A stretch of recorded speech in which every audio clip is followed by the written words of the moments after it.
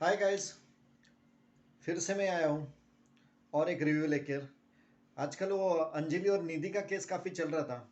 Review डालने के लिए काफ़ी लेट हुआ गाइस, क्योंकि इस केस के बारे में काफ़ी मैं रिसर्च कर रहा था, समझने की कोशिश कर रहा था एक्चुअली क्या है।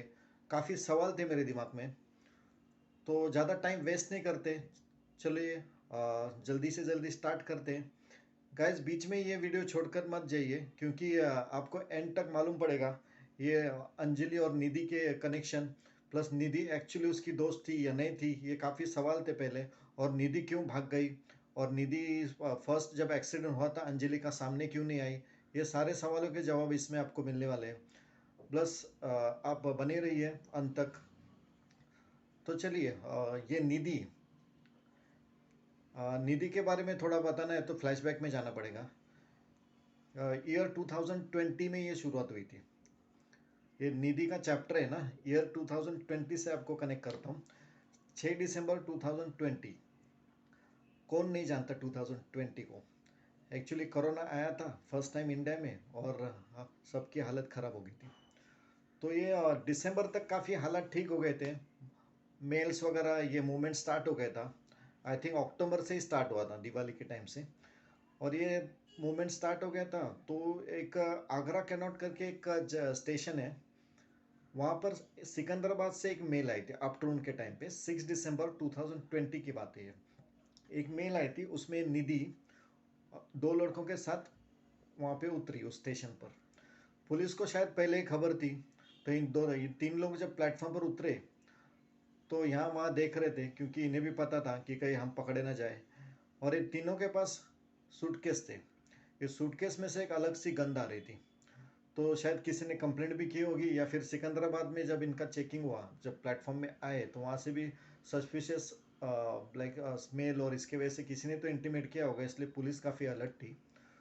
तो हुआ ये कि इन लोग जब उतरे, और तो पुलिस इनको फॉलो करने लगे प्लेटफॉर्म पर। और जब इन्हें रियलाइज़ हुआ, ये सीधा भागने लगे, स्टेयर्स लेकर सीधा स्टेशन के बाहर आ गए। बट कैसे कैसे पुलिस ने इन्हें पकड़ा। पकड़ने के बाद पुलिस को ये पता चला हर एक के बैग में, वो दो लड़के और जो निधि थी, वो हर एक के बैग में 10-10 किलो का गांजा था। तो एक्चुअली ये हुआ, फिर निधि का कनेक्शन निकला कि इन लोग स्मगलिंग करते, ये वो ऐसा बोल के तीनों को भी अंदर डाल दिया, और वो तीनों भी जेल में गए। तो अपने लॉ के हिसाब से अच्छी खासी जेल होती है, एटलीस्ट 8 ईयर्स या 7 ईयर्स तक जेल होती है ऐसे लोगों के लिए। बट निधि एक फीमेल होने के कारण उसे एक स्पेशल रिबेट मिलता है कि एटलीस्ट आप कोई वकील ला सकते हो, और फिर ये कर सकते हो, तुरंत बाहर आ सकते हो। बट इसे फिर भी 1 महीने के लिए तो रखना ही था अंदर, तो पुलिस ने 1 महीने के लिए उसको अंदर रखा, दिल्ली पुलिस ने। और फिर वही होता है जो हमेशा होता है, एक लॉयर आया, और लॉयर ने बोला कि आप हमारे मुवक्किल को फंसा रहे हो, ऐसा बोल के उसके अगेंस्ट बोलते हैं बेल ले ली और उसको छुड़ा दिया। बेल, लेकिन बेल होने के बाद भी कुछ कारणवश उसे वहाँ पे लाइक निधि को छोड़ा नहीं गया था। फिर भी 15 डेज या 20 डेज उसको फिर भी जेल में रखा था, क्योंकि छोड़ने के बाद कानून ये चाहती है कि ऐसे लोगों को समाज में छोड़ने से पहले उनसे कुछ कन्फेशन ले ले, और कोई अच्छे इंसान के पास इसे सौंप दिया जाए, जैसे इसके फैमिली के मेंबर है, मम्मी डैडी, इनको समझा के इनके पास इनको सौंप दिया जाए, अकेले इन्हें छोड़ ना दिया जाए। तो वो हिसाब से ये पुलिस वेट कर रही थी कि कौन आएगा। बट काफ़ी टाइम से इसकी एक मम्मी थी, मम्मी से बात होती थी, पर मम्मी आई नहीं थी। फिर कुछ 15-20 दिन निकल गए, उसके बाद मम्मी आई, वो फिर इसको लेकर जाती है, और फिर ऐसी उसकी एक जर्नी स्टार्ट होती है दिल्ली में। तो निधि आती है, और दिल्ली में एक जगह है, वहाँ पे सुल्तानपुरी इस जगह का नाम, वहाँ पर किराए पे मकान लेते हैं और वहाँ रहने लगते हैं। तो निधि को एक छोटा भाई भी था, तो वो वहाँ पे रहने लगते हैं। पर और निधि देखेंगे कोई भी तो उसके बॉडी पे पूरे टैटू बने, एक अलग अतरंगी टाइप की लड़की, एकदम बिंदास मनमौजी लड़की लगती थी, कोई भी देखेगा तो लगेगा वो ऐसी लड़की है। बट उसके इकोनॉमिकल बैकग्राउंड इतना अच्छा नहीं था, स्ट्रांग नहीं था, क्योंकि उन्होंने पिताजी को खोया था कुछ दिनों पहले। तो ऐसी उसकी स्टोरी थी। और ये यहाँ पे जब रहने लगे, तभी भी इसकी अंजलि से कुछ पहचान नहीं थी, क्योंकि ये दोस्त ऐसी बनी नहीं थी। बट ये सिलसिला शुरू होता है नवंबर में नवंबर 2022 में, एक दो महीने पहले, जस्ट इनके अंजलि की डेथ के एक डेढ़ महीने पहले की बात है। ये अंजलि, वो भी काफ़ी गरीब घराने की लड़की थी। अंजलि ने भी अपने पिताजी को खोया था, तो काफ़ी सिमिलरिटी थी। और एक रिलेशनशिप में कि एक रिलेशनशिप किसी से भी जुड़ती है अपनी, तो एक साइकोलॉजी है। जो सामने वाला इंसान है, जो हमारा कोई भी हो, दोस्त है, लाइफ पार्टनर है, कोई भी हो, हमारे लाइफ में जो सिमिलर दुख है या जो भी प्रॉब्लम है, वैसे सिमिलर दुख या प्रॉब्लम सामने वाले के इंसान में अगर हमें दिखते, हमारा माइंड जल्दी उससे कनेक्ट होता है, बॉन्डिंग होने की ट्राई करता है। ये साइकोलॉजिकल फैक्ट है। मैं काफ़ी साइकोलॉजिकल रिव्यू देता हूँ लोगों के माइंड के ऊपर से। तो आप ये जानना है तो आप मेरा चैनल सब्सक्राइब कीजिए। और तनुषी का मैंने भी एक रिव्यू दिया था, प्लस अब तक श्रद्धा का भी रिव्यू दिया है। तो आप देखना चाहते हैं तो मेरे चैनल को सब्सक्राइब कीजिए, आपको ये वीडियोस देख सकते हो आप जाके। तो चलिए आगे मैं बताता हूँ। ये इवेंट कंपनी में काम करती थी अंजलि। अंजलि इवेंट कंपनी में काम करते करते उनकी पहचान इसके साथ हो गई, अपना नवंबर में ये निधि के साथ हो गई। और ये दोनों मिलके वो काम करने लगे इवेंट का। अभी हुआ ये कि अंजलि और ये निधि इवेंट में काम करने की वजह से दोनों को जो एक्चुअली पे आउट होता था, वो पे आउट एक साथ डिस्ट्रीब्यूट करके लेना पड़ता था। तो एक साथ घूमना पड़ता था, कहीं एक ही इवेंट में जाना पड़ता था। तो बस एक डेढ़ महीने की पहचान थी। तो जब एक केस हुआ, अंजलि की डेथ हुई, तो यही सारा सवाल था। सबसे पहले बहुत बड़ा सवाल था ये, कि निधि भाग क्यों गई। जब तक पुलिस पकड़ कर लेकर नहीं जाती निधि को, और तब तक निधि ने बताया क्यों नहीं कि मैं वहाँ पे थी, अंजलि की डेथ हुई तब मैं वहाँ पे थी और मेरे सामने ये सब हुआ। ये सब उसने बताया नहीं, वो सामने से आगे नहीं आई। तो ये सवाल का जवाब मिल गया कि निधि उसकी दोस्त तो थी ही नहीं, मतलब खास दोस्त नहीं थी। नहीं तो कौन ऐसा किसी को छोड़ देगा अपने दोस्त को। हम लोग नॉर्मली वॉक करने जाते हैं, रास्ते पे कुछ एक्सीडेंट देखते हैं तो भी हमें दुख होता है, और हम चार लोग तो एटलीस्ट जाते हैं हेल्प करने के लिए कि क्या हुआ, पूछने तो जाते हैं। बड़े निधि वहाँ से सीधा निकल गई, घर आई रात को। जब तक पुलिस पूछते नहीं है तब तक उसने बताया भी नहीं कि क्या हुआ था। और वो अंजलि को ही ब्लेम करने लगे कि अंजलि ड्रिंक करती है। तो कहानी यहाँ तक। फिर आता है दूसरा फेज। 31 दिसंबर 2022 शाम के 6:30 बजे अंजलि अपनी स्कूटी लेके निकलती है। कुछ आगे जाकर निधि को लेती है, पिक करती है, और एक विवान करके होटल है, वहाँ पर इन लोग चेकिंग करते 7:30 बजे। मतलब 6:30 से 7:30, हाँ, 1 घंटे का फासला उनका ट्रैवल, बीच में कुछ बातचीत होती है, जाते वो। फिर 7:30 से 1:30 बजे तक वो होटल का टाइमिंग है। पुलिस ने जब रिकॉर्ड चेक किया, 7:30 से 1:30 बजे इन्होंने चेकआउट किया है। 1:30 बजे के करीब चेकआउट किया। तो उसके दरमियान एक बात मालूम पड़ी होटल में इंक्वायरी करने के बाद, कि ये दोनों 7:30 से 1:30 बजे तक अंदर ही थी होटल में, और उन्हें मिलने के लिए बस कुछ मिनटों के लिए दो लड़के आए थे, उसके सिवा कुछ नहीं था। तो इन जनरल हम लोग तो ये सोचते 31st है और आजकल ज़माना अलग है, लड़के लड़के एक साथ ही चलते हैं, कोई आगे ना कोई पीछे, सबको कॉमन राइट है। 31st को जैसे आजकल लड़के आउटिंग करके एंजॉय करते हैं, लड़कियां भी करती हैं, कॉमन है। और ये इनकी निजी ज़िंदगी है, जैसे अंजलि, निधि, इनकी ये निजी ज़िंदगी है। तो इन्हें कोई कुछ बोलने का ये नहीं था, क्योंकि मैच्योर्ड भी हो, अब वो 21 है। तो इंडिया में ऐसा कानून नहीं है कि उन्हें पकड़े और क्या कर रहे हो तुम लोग। तो ये एक दोस्त थे, चेक इन किया, 1:30 बजे तक का टाइम। फिर बाद में चेकआउट करने के बाद होटल के बाहर जो कैमरा है वहाँ पे दोनों झगड़ते हुए दिखे पुलिस को। और ये सब बाद में हुआ। एक्चुअली इन्होंने पहले तो 36 आवर्स तक पुलिस ने रिपोर्ट ही नहीं ली थी। एक बात आपको पता होगी अगर आपने काफ़ी रिव्यूज़ देखे होंगे ये अंजलि और निधि केस के बारे में, रिपोर्ट ही नहीं ली थी। फिर उन्होंने झगड़ा करते हुए दिखी। फिर पहले निधि चला रही थी, फिर पहले निधि चला रही थी, फिर बाद में अंजलि चलाने लगी। ऐसे कुछ टाइम तक, क्योंकि झगड़ा हुआ था कि उस पर क्लियर हुआ था कि उनको पैसे का कुछ प्रॉब्लम था। जो इवेंट है, किसी के पैसे डिस्ट्रीब्यूट किससे मिलने थे वो मिले नहीं।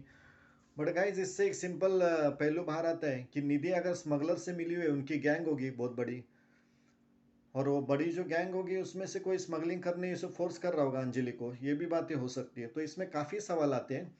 और ये फुल प्लान मर्डर भी किया हुआ, ऐसा भी हो सकता है, क्योंकि अंजलि को इन लोग का भांडा फोड़ने का प्लान किया होगा, तो इन लोग ने अंजलि को मारने का प्लान किया। वो लड़के जो चार है वो भी इनसे मिले हो सकते हैं। तो ये सारे पहलू है इस केस में।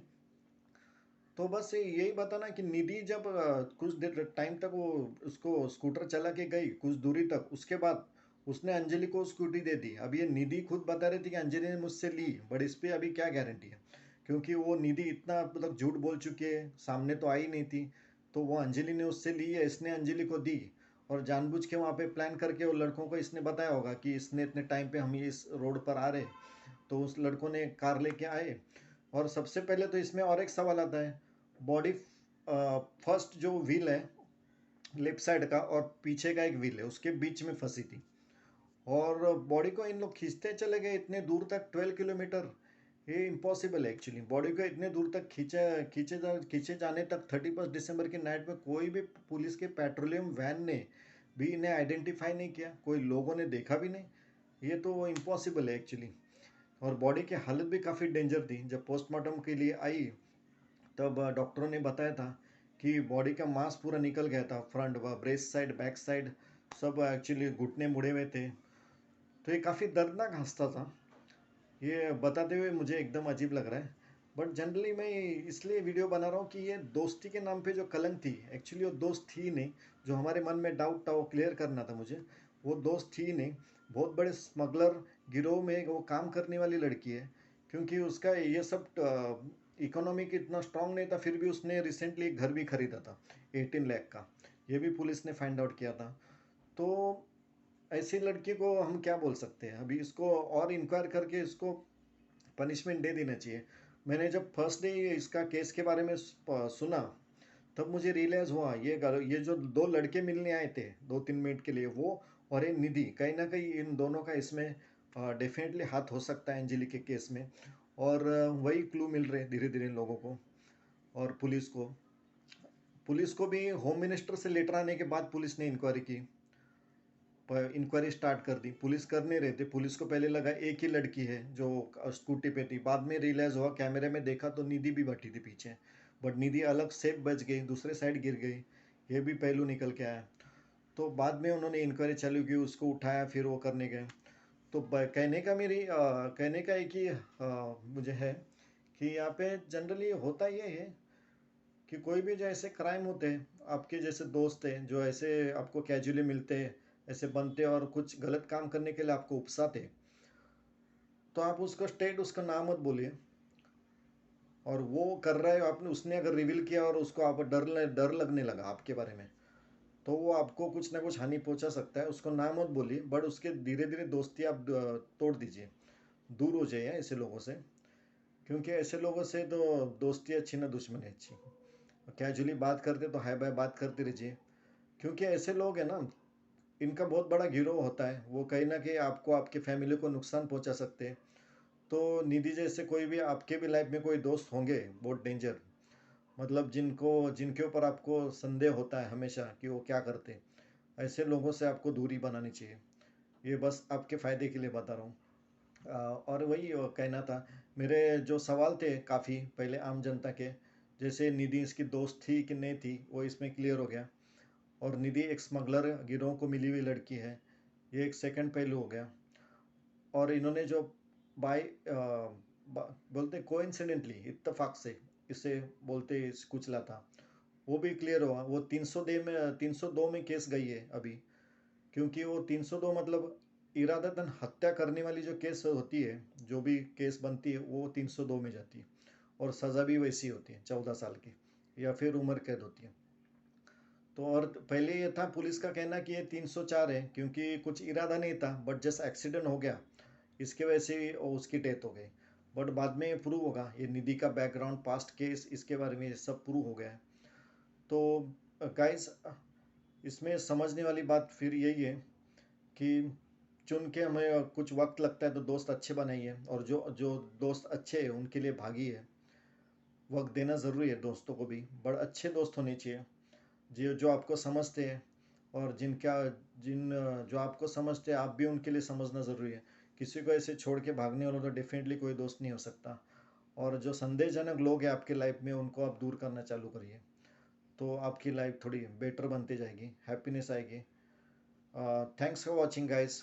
आज के लिए इतना ही। और एक रिव्यू लेकर आऊँगा मैं, काफ़ी सारे क्राइम रिव्यूज़ मैं देते रहता हूँ, और मैं क्रिमिनल साइकोलॉजी के बारे में और पैरानॉर्मल साइकोलॉजी के बारे में काफ़ी वीडियोस और रिव्यूज़ देते रहता हूँ यहाँ पे। तो guys please like and subscribe कीजिए, प्लीज़ फॉलो, कमेंट कीजिए, और इस वीडियो में आपको जो भी आपकी राय है, जो भी पर्सनली आपको लगता है, प्लीज़ कमेंट। और ये लगा कि किसी के साथ शेयर करना चाहिए तो प्लीज़ शेयर, और प्लीज़ सब्सक्राइब माई चैनल, इससे मुझे काफ़ी मोटिवेशन मिलती है। So guys, thanks for watching.